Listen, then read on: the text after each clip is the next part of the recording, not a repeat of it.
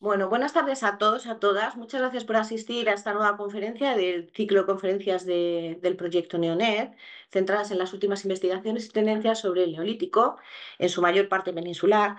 Quiero empezar esta conferencia o esta charla dando las gracias a David, que es nuestro eterno soporte técnico y sin el cual obviamente no sería posible hacer este ciclo de conferencias y después ponerlas disponibles en el canal de YouTube de la Universidad de Alcalá, y sobre todo a nuestra conferencianta, a Cristina Tejedor de la Universidad de Valladolid, a quien le quiero agradecer, bueno, pues que haya buscado el hueco, ¿no? Y a estas horas, a las 5 de la tarde, un miércoles, para hablarnos pues, de su último proyecto y de sus últimas investigaciones.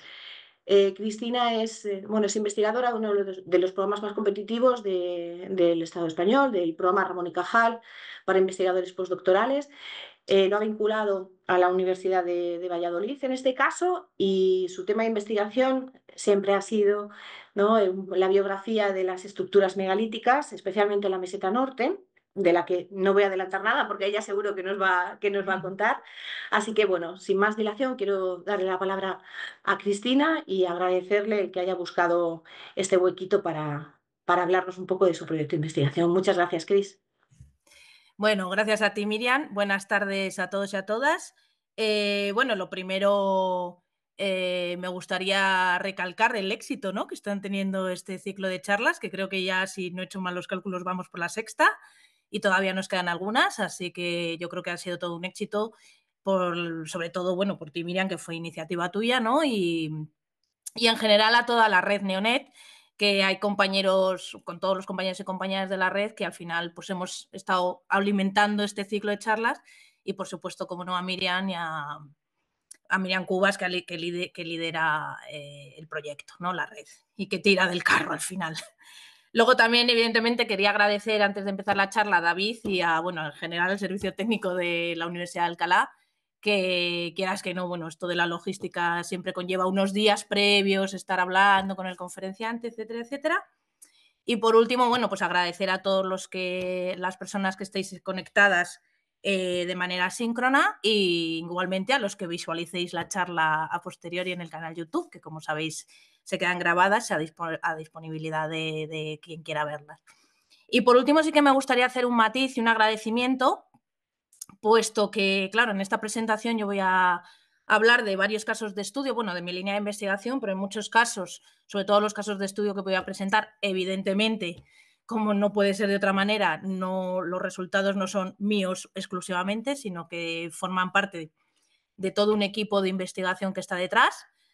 En este caso he traído 3 casos de estudio que veremos al final de la charla, en los que especialmente, bueno, pues me gustaría mencionar a Sonia Díaz Navarro, a Manuel Rojo Guerra, a Rafa Garrido Pena y a Íñigo García Martínez de Lagrán, que han sido básicamente las 4 personas con las que yo he dirigido bueno, y excavado e investigado en estos 3 lugares, ¿no? Y por supuesto a toda la gente que participa en las excavaciones, que como bien sabéis son innumerables, pero siempre hay que agradecerles, porque sin su trabajo, evidentemente, yo no podría ahora mismo estar aquí exponiéndolo, ¿no?, exponiendo los resultados. Bueno, voy a intentar compartir, como me ha indicado David, la presentación. Bueno, pues esta presentación, que como veis la he titulado Mega Hits, luego os explicaré un poco por qué, estudio de la funcionalidad, la temporalidad y los procesos de cambio y resistencia en las biografías megalíticas del Valle del Duero-Douro, básicamente tiene 2 partes bastante claras. En un primer lugar, haré una exposición de mis preguntas de investigación, de mis hipótesis y cómo por qué me inicié en esta línea de investigación y cómo la he ido abordando para llegar a un modelo interpretativo, que es lo que os voy a proponer. Y en una segunda parte, como os he dicho, voy a presentar varios estudios de caso que yo creo que son muy explícitos y muestran muy bien, o son manifestaciones muy, muy explícitas de lo que yo voy a ir contando a lo largo de toda la charla. Por otro lado, también, bueno, un poco vinculado a esto, he querido configurar la charla como en varias preguntas de investigación, porque a partir de ahí pretendo ir más o menos revelando, ¿no?, o desvelando o respondiendo a esas preguntas de investigación, y sobre todo mostrándoos cómo yo me he enfrentado a ellas y, bueno, pues a las conclusiones, resultados o planteamientos a los que he llegado. Como bien sabéis, bueno, ya lo ha adelantado un poco Miriam, pero los que me conocéis, las biografías megalíticas es mi principal línea de investigación, fue la línea de investigación que inicié con mi tesis doctoral, evidentemente, que básicamente son los resultados que aquí os traigo. Aunque luego he hecho otras cosas, ¿no? Y poco a poco he ido ampliando también esta línea de investigación, tanto a nivel cronológico como a nivel geográfico, a lo largo del avance de mi carrera investigadora. Lo he ido abordando desde distintos frentes. Ahora, por ejemplo, también estoy intentando abordarlo más desde la parte bioarqueológica, con las osteobiografías. Pero bueno, en cualquier caso, en esta charla lo que pretendo es presentar esta línea de investigación de las biografías megalíticas, que en su momento me centré más en estudios de arquitectura, contextos, cultura material, etcétera, etcétera, como iremos viendo. Bien, para empezar con estos temas, yo siempre me gusta traer a colación esta ilustración, porque creo que ha sido una de las primeras ilustraciones que se hicieron en su momento, es la reconstrucción del Zolos de la Sima, que ya se hizo, bueno, se publicó en el 2005, es decir, es previa, que ya más o menos nos permitía ver cómo el yacimiento al que nosotros nos enfrentábamos, en este caso el Zolos de la Sima, no tenía nada que ver con lo que había ocurrido, ¿no? O cómo, cómo había llegado a estar así el yacimiento. Con esto lo que quiero recalcar es que, claro, que volveremos a ello al final, pero bueno, realmente lo que tenemos que reflexionar es que con lo que nos encontramos en general, en cualquier yacimiento arqueológico, pero especialmente en estos monumentos megalíticos, en estos contextos, no es el yacimiento, no es la construcción que idearon sus constructores, valga la redundancia, sino que es el resultado de una serie de acciones, de prácticas, de acciones que tuvieron lugar en este sitio. Y además son lugares de largas biografías, de diacronías muy largas, que evidentemente dan lugar a muchas actividades, a mucha gente que pasó por ellos, ¿no? Por tanto, con esta diapositiva quiero plantear un poco la que sería la hipótesis de partida, ¿no? Mi idea, o cuando yo me enfrenté a este tema, me di cuenta que tradicionalmente los megalitos se habían entendido como espacios inmutables, ¿no? Herméticos, que habían sido resultantes prácticamente de un único acto, sin atender a la posibilidad de que se diferenciaran en ellos distintos procesos de uso. Sin embargo, al estudiarlo desde este enfoque biográfico, nos muestra que hay una compleja trayectoria en la que se alternan momentos de gran actividad constructiva o destructiva con otros de aparente o completa inactividad. Desde esta perspectiva, el fenómeno megalítico se nos presenta más como una realidad polivalente y diversa que está en constante readaptación en función de las necesidades socioeconómicas e ideológicas de sus poblaciones usuarias. Y esta capacidad de readaptación es precisamente, en parte, la causante del éxito de estas construcciones, como lugares de referencia en el paisaje durante milenios.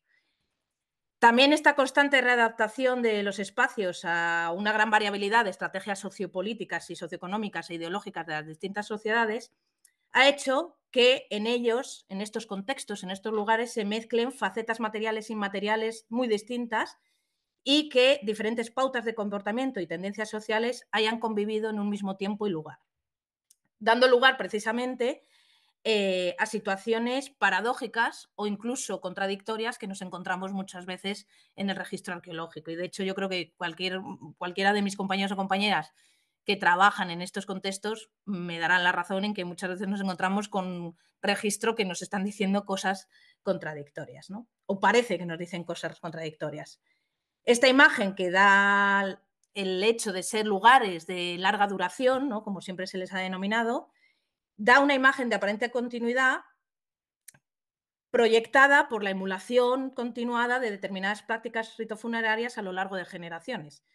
Sin embargo, parece, como iré o intentaré mostrar a lo largo de esta charla, que esta continuidad o esta aparente continuidad podría estar ocultando en realidad cambios significativos en las formas de vida de sus usuarios.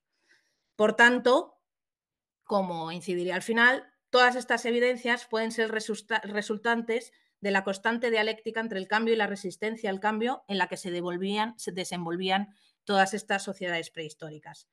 Por lo tanto, a lo largo de esta charla lo que presentaré son distintas hipótesis acerca de la biografía de de estos contextos y de distintos casos de estudio para que intentemos identificar esa compleja superposición de prácticas, remodelaciones, prácticas de manipulación, reordenación, etcétera, etcétera, como iremos viendo, cambios de funcionalidad de estos lugares y cómo, pese a que sí que es muy difícil o es bastante complejo identificarlos de manera arqueográfica, sí que es posible, ya que en muchos casos son prácticas pautadas e intencionadas, ¿de acuerdo? Entonces, bueno, vamos a ir viendo cómo a través de este enfoque biográfico y con una metodología de campo, de registro y de excavación muy sistemática y muy rigurosa, podemos llegar a ver o a identificar estas prácticas o estos distintos comportamientos, usos megalíticos en general. Cuando yo me enfrento a este enfoque biográfico, cuando me enfrento a este concepto, digámoslo así, lo primero en lo que me doy cuenta es que para conseguir identificar patrones de comportamiento en un contexto determinado, la perspectiva tanto espacial como temporal debía de ser amplia. Es decir, porque eso es lo que me va a permitir ver continuidades y discontinuidades, que es lo que me va a dar, ¿no? Esas evidencias de que hay un patrón de comportamiento que se repite o simplemente es un uso concreto, eventual y muy localizado en un lugar concreto, ¿no? De ahí que eligiera el marco geográfico que veis aquí en la diapositiva, es decir, el Valle del Duero-Douro, de ahí también, claro, el título de la ponencia, porque cogí como marco, bueno, cogí y sigo cogiendo, ¿no? Porque es mi área de estudio, todo el Duero, desde Soria hasta su desembocadura en Oporto. Esto me llevó más o menos a tener una muestra, un corpus de datos de unos 181 monumentos megalíticos que, bueno, voy actualizando según van surgiendo excavaciones o me va llegando información sobre excavaciones en contextos megalíticos. En cuanto al marco cronológico, lo mismo, cogí desde inicios del cuarto milenio, que es bueno, el inicio generalizado de estas construcciones, y lo llevé hasta finales del segundo milenio, un poco, bueno, sobre todo como es un marco en la prehistoria reciente, que en nuestra zona, en la meseta norte, más o menos puede encajarse dentro de unos límites razonables, ¿no? Digamos, entre pues eso, el inicio del megalitismo y el final de la Edad del Bronce, de manera que es una época bastante, digámoslo así, bastante homogénea, que no quiero decir que pasará siempre lo mismo, ¿no? Pero comparando, por ejemplo, con el inicio del primer milenio, que ya hablamos de edad del hierro y tal, y que sobre todo en cuestiones de comportamiento funerario, ya la película cambia mucho. Y aquí vendría un poco la primera pregunta, ¿qué es un evento biográfico y cómo podemos identificarlos arqueográficamente? Yo quiero incidir aquí en qué es un evento biográfico. Bueno, esto es un concepto que yo traigo a colación o que planteo o que os propongo, porque yo creo que es importante definir lo que queremos decir cuando hablamos de ciertos conceptos. Y en este caso, lo que yo quiero decir cuando hablo de evento biográfico, porque es una manera de que yo como investigadora deje claro a lo que me refiero con esto y vosotros o vosotras como lectores o como ahora mismo escuchantes o lo que sea, podáis entender a lo que me estoy refiriendo, porque yo creo que muchas veces las confusiones vienen precisamente de no entender a qué se refieren los conceptos, ¿no? Entonces, con esto de evento biográfico, que realmente podríamos llamarlo ese mega hit, ¿no? Como un hito biográfico, o en su momento lo que llamé evento de reutilización. Lo que pasa es que este concepto de reutilización sí que lo fui apartando, ya que está muy vinculado a reutilizaciones posteriores de otras sociedades, etcétera, etcétera, y sobre todo muy vinculado a lo funerario. Bueno, pues barajé otro tipo de conceptos como este evento biográfico, otros usos megalíticos, prácticas postfundacionales. Bueno, veréis que lo llamo de distintas formas, ¿no? Pero básicamente, para que nos aclaremos, yo defino evento biográfico o práctica postfundacional como el conjunto de prácticas antrópicas llevadas a cabo después de la etapa fundacional de los monumentos megalíticos y sus primeros usos funerarios, ¿no? Es decir, todo lo que ocurre después de esa construcción y primeros usos funerarios que, digamos, podríamos entender que es la primera fase o el primer momento de estas construcciones. Es cierto, y muchos y muchas investigadores me podrán decir que estoy dejando aparte, ¿no?, una parte prebiográfica, que sabemos que está muy presente, que es la propia elección de los contextos, de los lugares donde se van a construir, que además muchos de ellos ya estaban previamente ocupados, etcétera, etcétera. Y soy consciente de ello, y de hecho podríamos llamarle esta prebiografía o algo así, pero bueno, evidentemente que hay que limitar, hay que delimitar las investigaciones y en este caso pues me voy a centrar en estos usos postfundacionales. Y para identificarlos, sobre todo, me he basado en dos cosas. En el primer lugar, en el estudio de la cultura material, su clasificación, o sea, un poco una clasificación más tradicional, cronotipológica, etcétera, etcétera, haciendo mucho hincapié en, en inventariarlo todo, catalogarlo todo y ver un poco también su distribución y demás. Y luego el estudio de contextos, que evidentemente es lo fundamental, porque es el contexto de esa materialidad, cómo se asocian, cómo se distribuye, si están asociadas a estructuras, evidentemente con los restos óseos cuando los hay también, de modo que podamos ir identificando de manera arqueográfica eventos deposicionales. Una vez hecho esto, se trabaja mucho con cronoestratigrafía, aunque sabemos que las estratigrafías en estos contextos son complejas porque a priori no vamos a tener estratigrafías verticales al uso, sino que son estratigrafías horizontales y muchas veces se mezclan los materiales, bueno, muchas veces no, en la mayor parte de los casos los materiales de distintas cronologías están mezclados, pero bueno, haciendo todo ese esfuerzo podemos llegar a identificar y definir prácticas postfundacionales que podemos más o menos definirlos por distintos conjuntos, que son los que vamos a ir viendo ahora. También es verdad que esto cambia mucho si tiras de bibliografía, como evidentemente yo los 181 megalitos que he puesto en ese mapa no los he excavado yo, he excavado unos cuantos, pero no los 181, por lo cual la mayor parte lo he tenido que coger de bibliografía, informes de arqueológicos, de memorias, etcétera. Entonces, es verdad que estas aproximaciones cambian mucho si lo has excavado tú, que evidentemente conoces el registro muy al detalle, o si son datos procedentes de bibliografía. En estos casos, los estudios tienen que ser más densos, más profundos y muchas veces vas a tener lagunas que, por suerte, gracias a que tenemos un marco geográfico muy amplio y cronológico muy amplio y vamos a tratar con una muestra muy grande, podemos, bueno, pues como hace un poco la IA, ¿no? Rellenar esos huequitos que nos faltan en las biografías de algunos de los dólmenes, de los contextos megalíticos, perdón, que no tenemos toda la información. Bien, yo, siguiendo esta metodología, definí una serie de conjuntos de prácticas postfundacionales que, bueno, pues catalogué en distintos conjuntos, digamos, ¿no? Es verdad que para esto me basé mucho en trabajos como la tesis doctoral de Natividad Narvarte, que no sé si la conocéis, es una tesis muy buena del Valle del Ebro, también en contextos megalíticos, y luego sobre todo en trabajos que habían hecho nuestros colegas franceses, como Leclerc, Claude Masset, etcétera, que han trabajado mucho en estas cosas, pero sí que es verdad que siempre, bueno, yo notaba que algo faltaba. En el caso de los trabajos franceses se centran mucho en cuestiones de arquitectura, me han dado un mogollón de ideas y muchísimas, me han abierto muchas puertas, digámoslo así, sobre todo en cuestiones de arquitectura, de remodelaciones, etcétera. Y por otro lado, también echaba en falta, bueno, eso, como una síntesis, ¿no?, de todas las prácticas que ocurren en este tipo de contextos, también síntesis regionales amplias y también, sobre todo, la asociación de este tipo de prácticas a su cronología, ¿de acuerdo? Entonces, en esto es en lo que yo incidí más, sobre todo intentar asociar conjuntos de prácticas a momentos concretos de las biografías megalíticas, es decir, conjuntos de prácticas a episodios biográficos, ¿no? Y ver si luego eso pues, tenía un patrón de comportamiento diacrónico.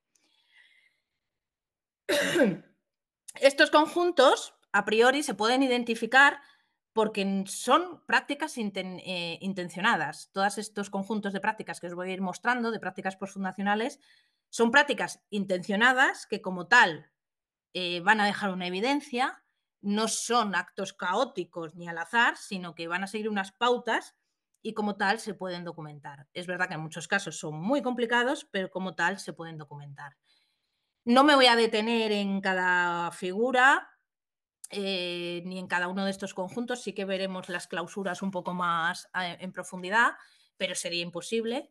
Si alguien quiere profundizar, ahí he puesto un poco, bueno, lo he publicado en varios sitios, pero bueno, ahí está la referencia de mi tesis doctoral, por si a alguien le interesa, sobre todo también para ver cada una de estas figuras, a qué monumento pertenece, de dónde las he cogido, etcétera, etcétera, porque es que si lo pongo aquí todo en el PowerPoint quedaría muy emborronado, no se vería nada. Entonces, bueno, todo está evidentemente bien citado y bien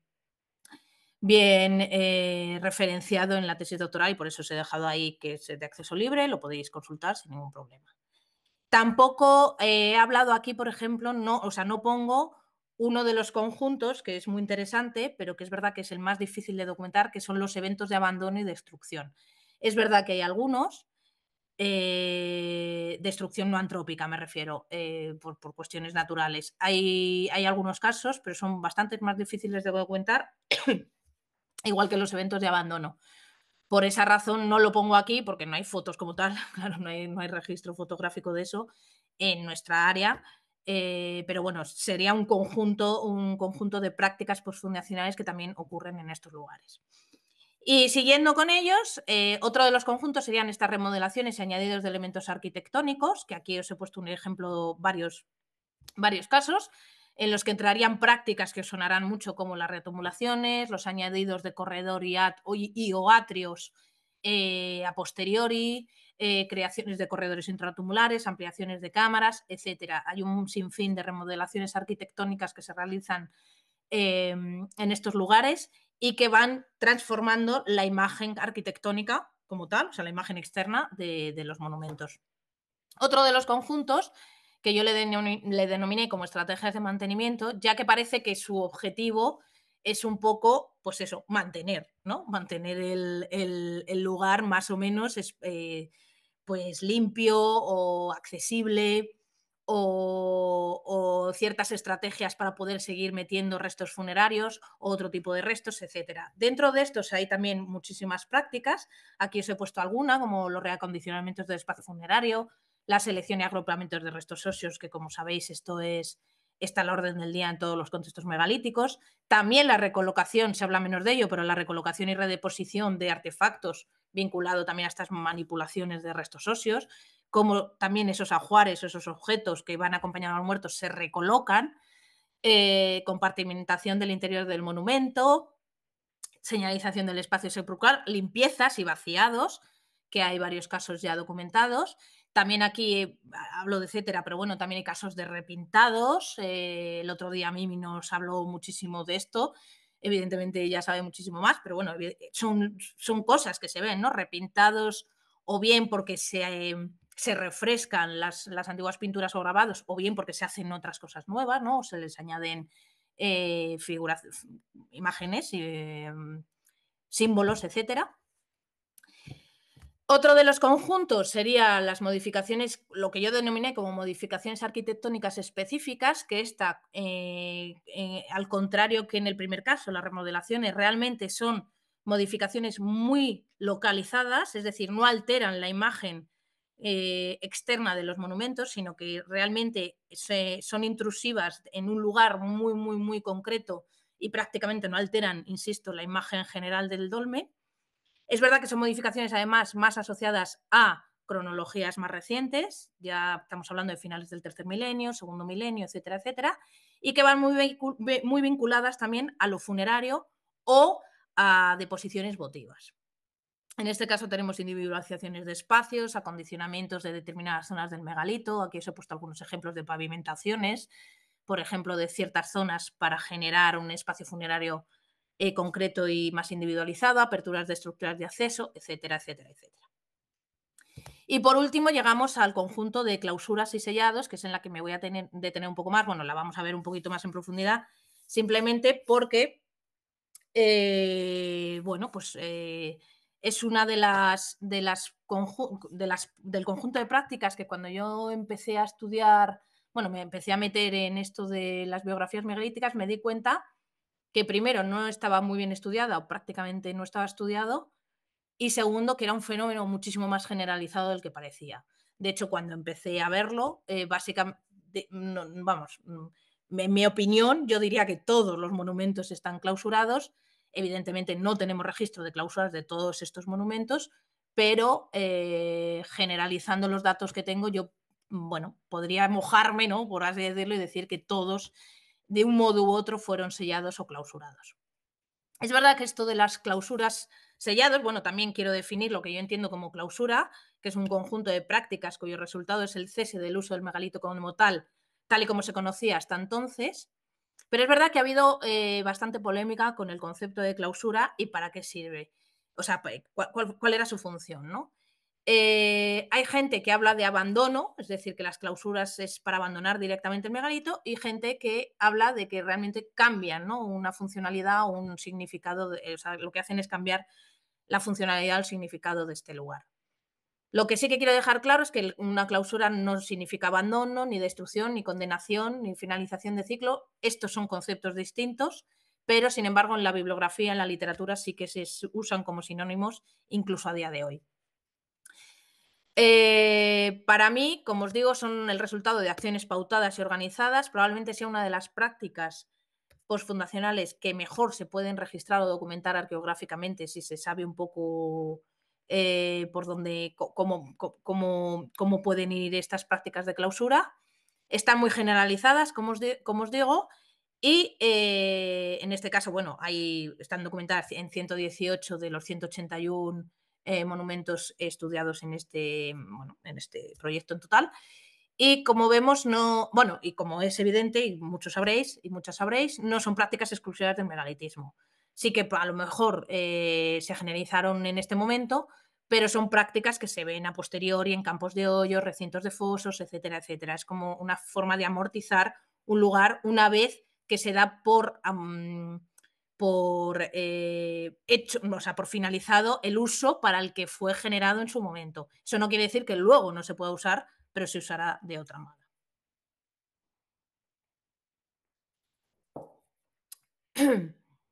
Dentro de las clausuras hay diferentes formas o diferentes prácticas de clausura. El primero es una clausura por tumulación, que se trata de la construcción de un túmulo ex novo, es decir, donde no había un túmulo se construye un túmulo, y es una manera de monumentalizar el lugar, pero también de clausurarlo. Muchos de estos son los denominados túmulos paramegalíticos o túmulos simples, porque no hay una estructura ortostática como tal, ¿no?, como la que conocemos de los dólmenes, por ejemplo, pero bueno, sí que es verdad que es una de las prácticas más generalizadas. Luego también tenemos la clausura por superposición, es decir, cuando se construye un monumento nuevo sobre otro anterior. Normalmente, una arquitectura más compleja se superpone a una más simple. Este solapamiento puede ser parcial o completo, depende un poco de los lugares. Y básicamente lo que se está haciendo es generar un monumento más grande, probablemente porque hay nuevas necesidades rituales, pero absorbiendo toda la carga simbólica del monumento anterior. Tenemos el caso paradigmático del dolmen de Dombate, pero evidentemente hay otros lugares. Os pongo, por ejemplo, la Sima, que es un caso paradigmático en nuestra zona, ¿no?, en la meseta norte. Luego está el fuego clausurador, que este concepto así, cuando lo he comentado así por ahí, es como muy... suena casi a superhéroe. Que básicamente quiero darle como un toque así más dramático para separarlo del fuego como tal, porque es verdad que el fuego está muy asociado a las prácticas de clausura, cualquiera de las que veamos, pero en este caso, a lo que nos refiere, este tipo de práctica es excepcional, porque a lo que me refiero es que el fuego altera de tal manera la construcción que llega a desaparecer en parte o incluso en su totalidad, y lo que queda es completamente distinto a lo que había, ¿no? El caso más paradigmático son las tumbas Calero, que ya Manuel Rojo identificó ya en los años 2000, y que luego, bueno, se ha ido viendo en el registro que no es un caso excepcional, sino que hay varios lugares que responden a este tipo de tumba, que sí es verdad que se han localizado mucho en la parte, digamos, este de la meseta norte, centro-este de la meseta norte. Pero hay otros lugares, como los Morcales, que no son tumbas Calero y que también el fuego destruyó, este fuego clausurador destruyó por completo la tumba, ¿no? También están las cláusulas por desmantelamiento, que aunque parezca que son excepcionales, realmente no lo son tanto. Lo que pasa es que en la bibliografía han pasado mucho por saqueos históricos, pero realmente una vez que te pones a leerlo, la falta de ortostatos concretos de la cámara o del pasillo, etcétera, es una cosa que se repite. Estos desmantelamientos pueden ser parciales, que es lo más normal, o completos, que esto es bastante excepcional, es el caso de la mina, luego lo veremos. Es verdad que son prácticas que quizás su detección es más compleja, pero bueno, insisto que son más habituales de lo que parece. Y luego, por último, la clausura por sellado, que sería un poco la más documentada, está bastante bien documentada, bastante generalizada, que es, bueno, pues cuando se cierran las cámaras y los corredores a base de sellados de grandes piedras con tierras, etcétera, ¿no? Son echadizos de piedras y tierras que son echadizos estructurados, es decir, que están intencionados y pautados. De hecho, se ven claramente en estas prácticas cómo hay niveles de tierra, niveles de piedras, etcétera, etcétera, ¿no? Así de manera sucesiva.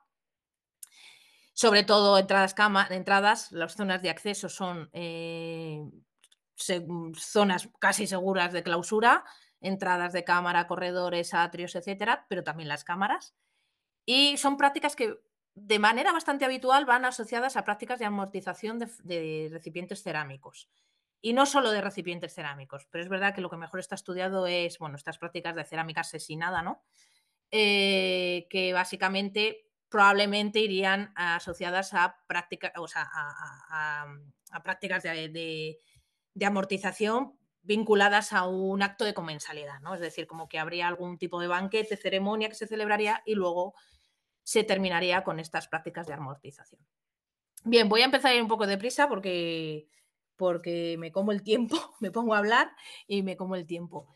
La segunda pregunta sería, ¿se puede rastrear la temporalidad de estos eventos biográficos megalíticos? Bien, este ha sido, como os he dicho, uno de mis caballos de batallas principales, porque no hay muchos trabajos hechos en ese sentido, y menos en un marco tan generalizado.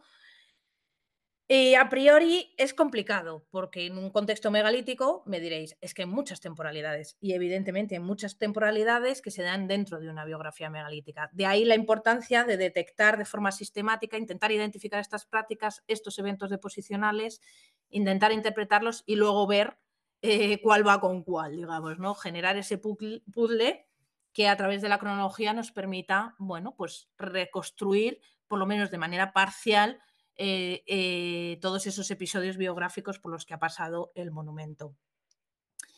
Es verdad que es una tarea concienzuda. Yo, en un primer momento, lo que hice, bueno, y luego además el tema, bueno, volveremos a ello con las dataciones, pero bueno, yo lo primero que hice fue intentar asociar a través de esos estudios de contextos y de cultura material, acordaros que os he comentado al principio, intentar asociar esas prácticas que yo veía a bueno, pues a periodos, ¿no? Periodos de cronología relativa, más o menos, vale, pues sí, a través de la tipología, fósiles guía, etcétera. Soy consciente de que esto es complicado porque a veces la cronotipología no es acertada, nos podemos llevar sorpresas, ya lo sabemos. Y que a veces, bueno, pues asocias una cosa a un periodo que luego te puede dar la sorpresa y será anterior o más reciente, etcétera. Pero bueno, a niveles generales y cuando, insisto, tienes una perspectiva tan amplia a nivel geográfico y cronológico, puede funcionar. Si bien a lo mejor no funciona a nivel local, pero sí puede funcionar a nivel general. Y una vez que hice eso, vi cosas, ¿no? Vi cosas y empecé a ver pautas y tendencias que ocurrían.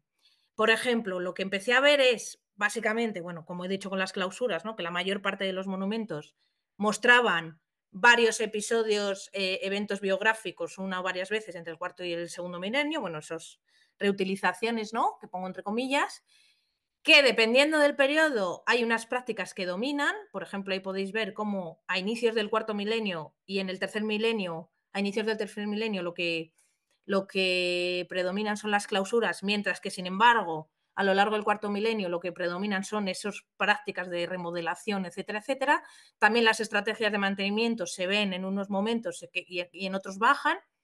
Y esas modificaciones específicas arquitectónicas vemos cómo se van a las cronologías más recientes. Por lo menos, y luego también vemos una tendencia, ¿no? Vemos una tendencia hacia actuaciones menos diversas, cada vez se hacen menos cosas, digamos, ¿no? Así como coloquialmente, y con menos impacto, ¿de acuerdo? Con menos impacto tanto en la estructura como en el contenido. Y luego, una vez que vi esto, lo que intenté fue, vale, ¿y qué pasa con las dataciones? ¿Qué pasa con nuestras con las dataciones y con la cronología absoluta? ¿Podemos ver estos patrones a través de la cronología absoluta? Claro, y aquí nos enfrentamos a un importante sesgo que, bueno, es la gente que trabajáis en esta zona de la meseta norte, conoceréis, y es con el tema de la acidez de los suelos, cómo a partir de toda la mitad oeste y evidentemente todo el territorio portugués, Salamanca, Zamora y buena parte de alguna parte de Ávila incluso, el, no se conservan los huesos humanos, los restos óseos, se los come literalmente el suelo, por lo que la mayor parte de dataciones son sobre carbón.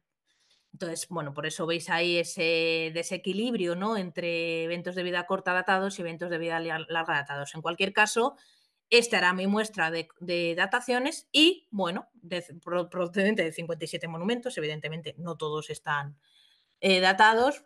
Y lo que hice fue, vale, pues a ver qué nos dice la cronología absoluta. Y en el momento en el que volqué estos datos a una calibración normal conjunta, ya se veían cosas, se veían momentos en los que se concentraban las dataciones y momentos en los que no había dataciones, ¿no? O las dataciones no reflejaban que hubiera actividad. Por tanto, se veían discontinuidades en esa secuencia cronológica. Ahí me planteé, bueno, pues hay que seguir y vamos a intentar hacer algunos análisis estadísticos aplicando, bueno, pues como veis ahí, sumatorios, combinaciones, modelados bayesianos, etcétera, etcétera. Y a ver qué pasa. Y en concreto, para los modelados bayesianos, bueno, hice una selección de dataciones en las que ya eliminamos dataciones pues, con un desvío estándar de más o menos 80. Ya sabéis que las dataciones antiguas tienen desvíos estándar muy amplios. Las procedentes de contextos de paleosuelo, otras que remitían a cronologías recientes para generar modelos bayesianos más certeros, ¿no? Como sabéis, la estadística bayesiana es es estadística inferencial, interpretativa, que nos permite además incluir información a priorística a estos modelos bayesianos, ¿no? A esas fases de uso que nosotros queremos como hipótesis testear mediante los modelos bayesianos, incluirles información a priorística procedente precisamente de la arqueografía, ¿no? De los contextos arqueológicos, cultura material, etcétera, etcétera. ¿Y cuál fue mi sorpresa cuando estos modelos bayesianos sí que eran válidos? Nos planteaban que la hipótesis de las diferentes fases de uso de actividad megalítica es completamente válido. De hecho, se llegaban a ver hasta 7 fases diferentes con distintos intervalos de duración que se alternaban con episodios, como os comentaba antes, de aparente inactividad. Que incluso puede llegar a verse intervalos de transición entre unas fases y otras. En algunos casos serán más largas y en algunos casos menos largas, ¿no? Más cortas. También las propias fases de uso en algunos casos son muy cortas y en otros casos son un poquito más largas.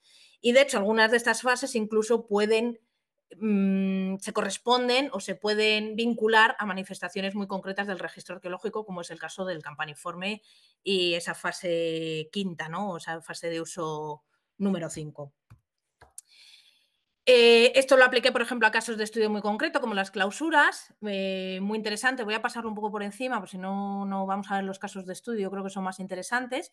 Pero bueno, básicamente lo que podíamos ver con las clausuras es que este fenómeno episódico se repite, ¿no? Las clausuras están presentes a lo largo de toda la biografía de los megalitos, pero sí que hay momentos en los que son prácticas que predominan, ¿no? Y además, no son solo prácticas que predominan, sino que en función de qué momento predominan un tipo de clausuras u otro. Por ejemplo, a inicios del cuarto es el fuego clausurador, ¿no? Y la tumulación, las que son prácticas de clausura mayoritarias, mientras que a inicios del tercer milenio o finales del cuarto milenio son los sellados e inhabilitaciones las clausuras, las prácticas de clausura que más se generalizan. Y esto, evidentemente, también puede tener una interpretación, lógicamente, ¿no? Que es a donde llegamos, que aquí es donde quiero ya incidir y enseñaros algunos casos de estudio que veremos rápidamente, pero bueno, creo que es importante para que veáis un poco, bueno, pues cómo vemos esto o a raíz de qué tipo de evidencias hemos llegado a resolver estas biografías o estos episodios biográficos. Y al final es que es lo importante, ¿no? Porque la última pregunta, al final, es el porqué del estudio de estas prácticas. Yo estudio estas prácticas no sin más, sino porque lo que me interesa es ver el reflejo que estos patrones de comportamiento diferenciados a lo largo del tiempo pueden, si pueden corresponderse con momentos de crisis o cambios que estarían experimentando sus sociedades, ¿no? Las sociedades que están usando estos lugares. Y muy rápidamente, antes de empezar con los casos de estudio, quiero enseñaros este mapa. ¿Por qué? Porque tradicionalmente se ha vinculado a que el uso de los contextos megalíticos es exclusivamente funerario. Y esto no es real. Y de hecho este mapa indica el impacto real que tiene el factor funerario dentro de todo este conjunto de prácticas postfundacionales. Bien me diréis, ya, pero es que hay buena parte del territorio en el que no tienes huesos humanos. ¿Cómo sabes si es funerario o no? Bueno, evidentemente con esa incertidumbre siempre tengo que jugar y convivir. Pero gracias a la reconstrucción de esas pautas de los distintos conjuntos de prácticas funerarias en otros lugares que sí que se conservan los huesos humanos, puedo llegar a inferir que esas prácticas, si esas prácticas en otros lugares en los que no se conservan los huesos humanos, pueden estar vinculadas o no, podrían haber estado vinculadas o no a un uso funerario, ¿no? Evidentemente me diréis, hombre, pero es que hay muertos, cualquier cosa que se haga en esos contextos, sí, es verdad, los muertos siempre están presentes. Pero también es cierto que nosotros, esta idea de la muerte y la no muerte es una idea como muy presentista cuando realmente ellos estaban conviviendo. La idea es dejar claro que no siempre que se iba a un megalito era para enterrar a un muerto, ¿vale? Sino que se hacían muchas otras cosas que son lugares que sirven de reunión, de lugares de reunión, de encuentro, en los que serían muchísimas otras cosas, como por ejemplo prácticas de comensalidad, es decir, se estaban celebrando banquetes y ceremonias que no tienen por qué ir vinculadas a, como digo, muertes, ¿no? Enterramientos o deposiciones de muertos. Bien, el primer caso que quiero comentar es la mina. La mina es un yacimiento, es un túmulo situado en Alcubilla de las Peñas, en Soria, que excavamos si no recuerdo mal, entre el 2008 y el 2012 o el 2011. Fueron varias campañas de excavación. Aquí tenéis su estado previo. Se conocía previamente porque se había encontrado una punta palmela hacía muchos años, se había publicado en la literatura como una cista campaniforme y, evidentemente, nada más lejos de la realidad. Sí que hay reutilización campaniforme, pero no es una cista campaniforme. De hecho, lo primero que nos encontramos fue un menhir fragmentado, que está en estudio por nuestra compañera Primitiva Bueno. Y bueno, pues nos encontramos con esto, empezamos a excavar, no entendíamos muy bien, estábamos intentando descubrir su trazado arquitectónico original, nos salían estructuras bastante incomprensibles, no sabíamos si era una galería, parecía un pasillo libre con una pared ortostática, al otro lado un gran túmulo, un túmulo de más de 50 metros, es gigantesco. Y no entendíamos muy bien, bueno, aquí tenéis un dibujo, una planimetría de la primera campaña. No salían prácticamente materiales, muy raro, ¿no? Para un contexto megalítico era un lugar muy raro. Y siguiendo el túmulo, buscando, intentando entender, ¿no?, esa arquitectura, nos dimos cuenta que en una de las partes no había túmulo y según fuimos excavando nos encontramos con esto, ¿no? ¿Qué ocurre aquí? En un primer momento se construyó un sepulcro de corredor al uso normal, normal canónico, digamos así, con un uso funerario colectivo diacrónico, en el que, bueno, vemos que hay alguna presencia de conexiones anatómicas parciales, etcétera, pero bueno, este depósito se recolocó posteriormente. tiene asociada una serie de elementos que son muy icónicos, ¿no? Muy identitarios del megalitismo, digámoslo así, de ese megalitismo inicial del 3000, en torno al 3800 antes de Cristo, con industria ósea, hachas pulimentadas, geométricos, etcétera. Pero ¿qué ocurrió? A mediados del cuarto milenio, la gente, ¿no? Los grupos que usaban este lugar decidieron clausurarlo, pero clausurarlo mediante un proceso de transformación completo del lugar. Lo primero que hacen es desmantelar piedra a piedra el sepulcro de corredor. Ahí en esta imagen más o menos yo creo que se puede observar bien por dónde iban los límites de la cámara, así como las huellas de los ortostatos del pasillo. Vemos aquí otra vez, ¿no? Lo que hacen también es recolocar el depósito de los huesos humanos en una zona concreta y tumulizarlo, como hemos visto también, otra práctica de clausura añadida. También recolocan ciertas piezas, bueno, aquí veis un poco los calzos de haber arrancado, ¿no? Esos ortostatos, recolocan artefactos, no solo a los huesos, sino también artefactos, como veis esta espátula no podía estar ahí, sino que la tienen que depositar, porque si no en este proceso de desmonte la espátula habría quedado completamente destrozada. También depositan un hacha justo a la entrada, por la misma razón, no podría estar ahí en el momento de uso, puesto que si no interrumpiría completamente el paso. Reformulan por completo la arquitectura. Como veis, generan una pared, lo que denominamos una pared ortostática. No sabemos muy bien a qué se, por qué. Vamos, no tenemos ningún paralelo claro de este monumento. Un espacio de ambulatorio que hemos denominado de ambulatorio alrededor del antiguo sepulcro de corredor. Recrecen el túmulo que existía, que se ve bien claramente porque en una parte está hecho con areniscas y con lajas de arenisca, bueno, lajas, ¿no? Planas, y sin embargo el recrecimiento es con bloques calizos grandes, o sea, vamos, más irregulares. También excavan una zanja perimetral en torno a todo el monumento y bueno, no sabemos lo del menhir, sinceramente no suponemos, bueno, con los últimos estudios de Mimi seguramente sea anterior, pero bueno, el menhir seguramente tuvo protagonismo en algún momento en alguno de estos episodios biográficos. Bueno, menhir creo que son dos realmente.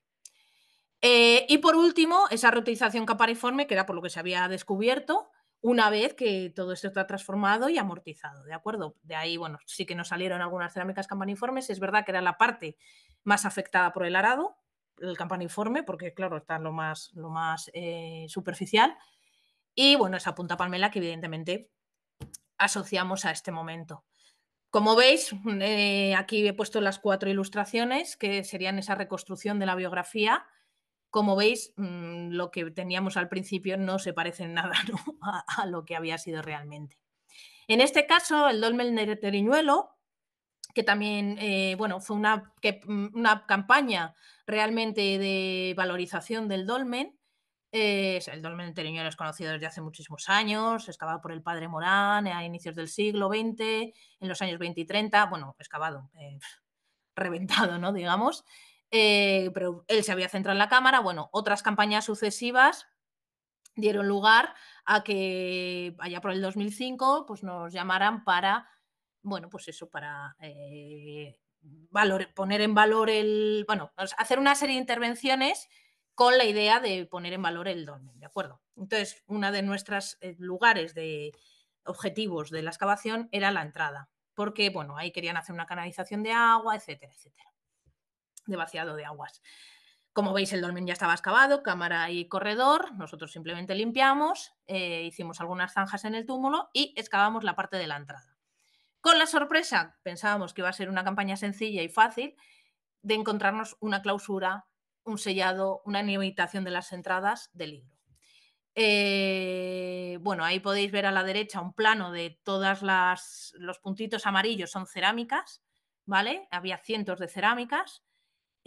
También había algunos otros artefactos, pero sobre todo cerámicas. Y lo que os decía, también una clausura estructurada, ¿vale? Niveles de bolos graníticos muy grandes en la parte inferior y en la parte superior bolos más pequeños que se parecían más al contorno de tumular. Estos son los planos de distribución y de densidad de las cerámicas. Algunas fotos que, como veis, en algunos casos eran amasijos de fragmentos cerámicos. Y bueno, luego cuando ya en el gabinete, en el laboratorio, intentamos reconstruir, pudimos reconstruir algunos de estos recipientes y ver un poco dónde se situaban. En este estudio de la distribución, lo que nos dimos cuenta, también comparándolo con los datos anteriores, de excavaciones anteriores del corredor, etcétera, es que hay 3 pautas, ¿no?, de amortización de cerámicas en este dolmen. Primero, en el pasillo había varios recipientes completos depositados sin más. Y a lo largo tanto del corredor como en la entrada que nosotros excavamos, había 2 tipos de prácticas. Por un lado, había recipientes directamente reventados con la clausura, ¿no?, que los tiraban ahí, y en otros casos había fragmentos que no casaban unos con otros, con lo cual probablemente fueran fragmentos que se aportaban de manera más, digamos, más, o sea, aislada, ¿no? En un momento concreto, pautado de la clausura, pero que se hacían, eran fragmentos aislados, vamos, que no pertenecían a recipientes ni eran recipientes reventados allí mismo, ¿de acuerdo? Entonces, es muy interesante también ver esta pauta de 3 prácticas distintas en una misma clausura y con una misma a priori finalidad. ¿Qué significa cada una de ellas? Pues tendríamos que seguir investigándolo. Y el último caso de estudio que traigo es el pendón. El pendón, bueno, es el último dolmen, como ya muchos sabréis, que hemos intervenido con el equipo al que yo pertenezco. En este caso dirigido con Manolo, lo he codirigido con Manuel Rojo y con Sonia Díaz Navarro. El Pendón, que está situado en Reynosa, un pueblecito muy pequeño de Burgos, cerquita de Briviesca. Bueno, ahí veis un poco el entorno, en una paramera, una visibilidad de todo el valle excepcional, etcétera, etcétera, muy megalítico. También el estado previo a la excavación ocurre un poco como la mina, era un sitio que se conocía en la literatura, se había acercado por allí Campillo, que era, bueno, uno de estos eruditos de Burgos de mediados del siglo XX, y bueno, lo había dado como un dolmen simple, completamente furtiveado y saqueado. Pero realmente nadie había excavado ahí, ¿vale? Cuando iniciamos el proyecto, la excavación, ya de por sí empezamos a ver que las cosas no cuadraban bien con un dolmen simple, bueno, y al final pasamos de una cámara simple a lo que es un dolmen de corredor canónico al uso y muy monumental. Aquí lo podéis ver con la distribución, también tenéis ahí una referencia bibliográfica si queréis profundizar un poquito más. Y bueno, la biografía de este monumento es muy compleja, aquí voy a hacer un mini resumen. Para empezar, hay una ocupación premegalítica, sabemos del Neolítico Medio, no sabemos muy bien, perdón, Neolítico Antiguo, probablemente inicios del quinto, no tenemos dataciones por el momento, es complicado datar este tipo de horizontes, pero bueno, estemos en ello. En una primera fase, evidentemente tenemos dataciones sobre el 3800, se construiría y se usaría de manera funeraria, porque tenemos algunos restos aislados que fueron de ese momento todavía, asociado también a una serie de artefactos que sabemos que están muy vinculados a ese momento del megalitismo, ¿no? Acordaros en la mina, pues geométricos, cuentas de collar, bueno, etcétera, etcétera. Y en este caso, a finales del cuarto milenio, en torno al 3300-3000, de nuevo el dolmen, bueno, se hace un vaciado por completo de lo que había anteriormente y se vuelve a usar de nuevo como tumba durante unos 200-300 años, de manera que se acumulan más de 100 individuos. Y llega un momento que deciden clausurar también este segundo depósito, por así decirlo, y bueno, lo clausuran de maneras con muchas prácticas, entre ellos, bueno, sellar los niveles inferiores y generar con huesos de ese depósito un osario fake, lo que hemos denominado como osario fake, es decir, que recrean un nuevo osario, pero que realmente son los mismos huesos, ¿no? Y en este osario fake lo que hemos visto es que básicamente se basa en reorganizaciones de los huesos, ¿no? Hay nidos de cráneos, hay reorganizaciones y asociaciones intencionadas de cráneos con pelvis, paquetes de huesos largos, etcétera, etcétera. Además de haber una selección de huesos previa, porque, por ejemplo, hay muchos huesos largos, bueno, prácticamente no tenemos huesos largos en ciento y pico individuos. Los huesos largos son muy, muy escasos. Aquí tenéis algunos, básicamente son los que hay. Y estas asociaciones, como veis, de cráneo-pelvis, que conseguimos documentarlas hasta en 17 veces o 15 o 17 veces, no recuerdo bien, y que, bueno, que siguen el patrón de 2 pelvis con un cráneo encima de las pelvis o junto a las pelvis. En este momento muy asociado también a una cultura material bastante vinculada a estos momentos, ¿no? Del finales del cuarto, esos foliáceos, puntas de flecha, una colección bastante amplia. Y por último deciden clausurar el dolmen por completo. En esas clausuras, además de clausurar con grandes bloques la cámara y ese nivel de osario, desmantelan por completo el pasillo, sellan el propio pasillo y, entre otras cosas, también hacen una gran pira funeraria. Llamamos pira, pero realmente es una pira funeraria post-mortem, ¿no? Porque los huesos son ya esqueletizados, o sea, no es que pongan ahí nuevos muertos. Depositan también de manera intencionada y muy pautada e incluso simétrica en este caso objetos. Ahí tenéis una vasija cerámica, la vasija es muy tosca, etcétera, que también nos la está estudiando Miriam. Solo hay 2 vasijas cerámicas en todo el dolmen, una aquí y otra dentro de la cámara. Y esta vasija, bueno, como veis aquí, está apoyada y depositada junto a la pira funeraria. A ver si me va para atrás, pero no, no quiere. Junto a la pira funeraria, y encima tiene una piedra arenisca. El resto de. Bueno, hay varias areniscas a lo largo del dolmen, pero no me puedo detener. Pero en general el dolmen está construido con caliza. Y la cerámica está tapada. Y por último también, bueno, 2 fosas en la que lo llamativo de estas fosas es que con los restos humanos, con fragmentos de restos humanos, depositaron también huesos de animales, de macrofauna, lo cual también nos puede estar hablando de un banquete comensalidad. Si unimos cerámica con prácticas de clausura, con una presencia de cerámicas depositadas, con presencia de macrofauna, que con huellas de corte además, que no es habitual en los contextos megalíticos, podemos llegar a hablar también de prácticas de comensalidad en un momento concreto. Y por último, bueno, una vez que está desmantelado todo, buena parte probablemente de los ortostatos o esas grandes piedras que formaban parte del resto de la estructura del dolmen se echan dentro de la cámara, y esto es pues, lo que nos encontramos, ¿no? Al llegar.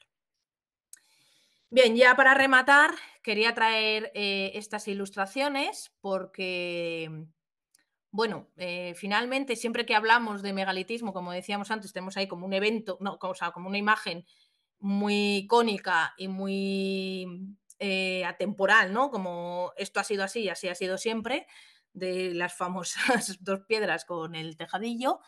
Y sin embargo, yo rompo una lanza por este tipo de ilustraciones, que en este caso, bueno, Manolo es el que ha generado estas ideas. De este tipo de ilustraciones en las que no es tanto el dolmen el protagonista como la gente, ¿no? La gente que lo estaba usando, y cómo sí que podemos llegar a reconstruir esos episodios biográficos porque había movimiento, ¿no? Como se ve aquí, había vida dentro de estos lugares, no solo muerte. En este caso es la mina, en ese momento de desmantelamiento, y en este caso el pendón, en ese momento de desmantelamiento, y también de esa posible eh, práctica de comensalidad, etcétera, etcétera, con el fuego ritual, etcétera. Bien, y ya para rematar, ahora sí, una serie de conclusiones. Quiero volver a traer esta imagen porque creo que sigo pensando que es muy, muy reveladora. Y bueno, simplemente eso, que como arqueólogos y arqueólogas tenemos que ser conscientes de que el resultado, de que la imagen con la que nosotros nos enfrentamos, el yacimiento al que nos enfrentamos, es el resultado final de toda una secuencia de acciones, y que el megalito es un proyecto inacabado, realmente en constante adaptación, y que es resultado de una serie de prácticas y procesos muy dinámicos, como hemos ido viendo. También tenía algunas reflexiones finales en las que no me voy a detener porque ya me he pasado de tiempo y Miriam me va a reñir. Pero bueno, básicamente insistir en que para el estudio de las biografías megalíticas creo que hay que tener una perspectiva temporal amplia y recuperar un poco esa dimensión interna del megalito, no tanto de su imagen exterior, que también, pero también de su imagen interior, de su funcionalidad. No quedarnos en lo eventual y en el acontecimiento, sino buscar esas discontinuidades en diacronías amplias. Luego, bueno, como hemos visto, estas prácticas postfundacionales están generalizadas, pasarían en todos los lugares, presentan muy distintas fórmulas y luego sí quiero incidir en el tema de la temporalidad, cómo parece, y cada vez vamos viendo más, que estas temporalidades megalíticas son episódicas, es decir, que tenemos momentos, son largas, diacronías largas y largas duraciones, pero no es continuado, sino que hay momentos de gran actividad, otros en los que hay menos, en unos momentos hay mucha actividad constructiva, en otros destructiva, en otros funeraria, en otros de repente parece, por lo menos, que hay una aparente inactividad, etcétera, etcétera. Entonces, por favor, abandonar ya de una vez esa idea del megalitismo como un fenómeno lineal, evolutivo, progresivo, etcétera. Es verdad que esta visión episódica puede llegar a interpretarse en términos de continuidad, de que todo sigue igual, ¿no? Que se siguen usando los mismos lugares de manera igual, pero vemos que hay diferentes patrones de comportamiento y lo interesante es que estos patrones de comportamiento pueden estar vinculados precisamente a necesidades distintas y diferentes funcionalidades sociosimbólicas de estos lugares que a lo mejor adoptan en momentos de crisis de estas sociedades. Muchas veces son prácticas colectivizadoras lo que vemos que podrían cobrar protagonismo quizás frente a tendencias de individualización incipientes, ¿no? Es decir, esas estrategias de resiliencia, cohesión social, volver al grupo, volver a lo colectivo, frente a tendencias hacia la individualización. De ahí también muchas veces esos registros contradictorios o paradójicos que nos encontramos en nuestros yacimientos, ¿no? Por tanto, estaríamos en un contexto, estos usos megalíticos vemos que perviven en un contexto de lucha entre el cambio y la resistencia al cambio, pero al final lo que quiero remarcar es que tanto la actividad megalítica y por extensión las sociedades prehistóricas tenemos que ser conscientes que serían realidades polifacéticas y muy diversas y que en un mismo tiempo y lugar pudieran estar conviviendo diferentes tendencias sociales, prácticas de comportamiento, etcétera, y que tenemos que hacer un esfuerzo por ver, ¿no? Cómo esos patrones de comportamiento conviven y si en algún momento hay precisamente estas luchas o estas dialécticas, ¿no? Entre dos formas de ver las cosas o dos formas de entender la sociedad o incluso el mundo en su momento, ¿no? Creo que esto es importante y tenemos que cambiar, ¿no? Un poco también esa idea de que hay una sociedad y es hermética, inmutable y todos son iguales, ¿no? Entonces, y precisamente estos lugares, los contextos megalíticos, evidentemente cualquier otro contexto funerario o ritual podría ser igual, pero es verdad que son lugares que se dan mucho a esto, ¿no? Entonces, bueno, vamos a tratarlos con cuidado, ya que son lugares en los que todo lo que ocurre, ocurre por algo, ¿de acuerdo? No hay nada al azar, no hay nada dejado a cualquier voluntad, sino que probablemente todo lo que nos encontremos ahí sea intencionado y tenga un porqué detrás. Y nada más, con esto muchas gracias, perdón porque me he pasado un poquito y de nuevo reiterar las gracias, espero que os haya parecido interesante la charla y que no os haya aburrido mucho. Muchas gracias. Para cualquier cosa, bueno, podéis dar con mi contacto, es cristina.tejedor@hugo.es, pero bueno, que en internet podéis encontrar sin problema. Bueno, muchas gracias, Cris. No te voy a echar la bronca, pero sí, sí que te has pasado, ¿eh? Me he No, pasado, me he pasado. te No has sé si pasado. se me ve o... Sí, sí, te ve Ah, muy vale. bien. Y ya estás quitado la presentación y todo. Perdón, me he emocionado mucho al principio. Ya, ya, es que yo sé que además a ti el principio es lo que más te gusta, el cómo centramos el tema. Bueno, pues si tenemos una pregunta en el chat, obviamente a cualquier persona que esté ahora mismo conectado y que haya seguido la charla, si quiere hacer alguna pregunta, la puede dejar en preguntas y respuestas, pero tenemos una que dice, buenas, me gustaría saber cómo a partir del registro arqueológico podéis afirmar que que las prácticas de comensalidad u otras no ligadas con el acto propio del enterramiento se han datado estas prácticas y no coinciden en época, se han asumido directamente. Muchas gracias.